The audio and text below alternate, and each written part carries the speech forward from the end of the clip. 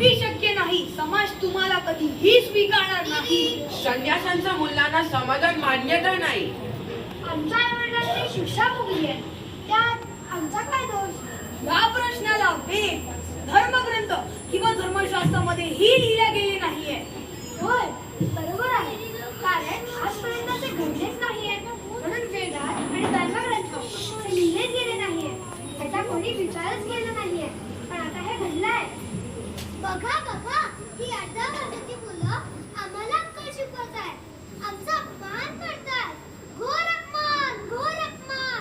आचार्य, क्षमा असावी. आम्ही आपला अपमान नाही करत, पण संन्यासाने शिक्षा भोगल्यावर मुलांचं काय याचा विचार करावा लागेल.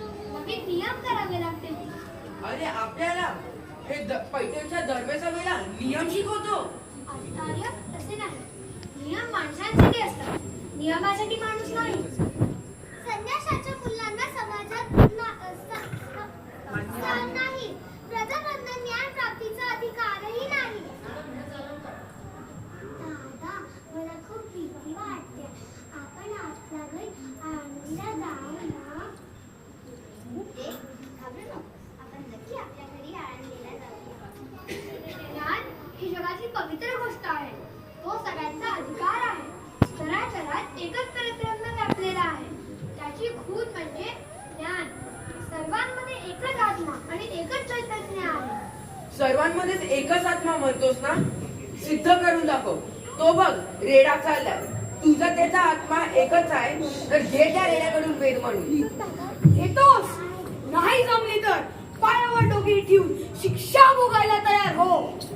यांना आपण तर शुद्धीकरण पदासाठी आलोय, पण या लोकांना भलताच हट्ट धरलाय, तर तुझे विधान खरे करू टाक.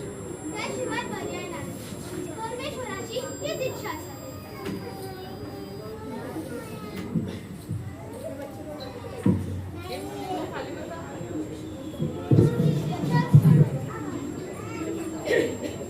आई पूर्वेभिः ऋषिभिः विद्याः नूतनैः उत देवानाम् आवहति. आई पूर्वेभिः ऋषिभिः विद्याः नूतनैः उत देवानाम् आवहति.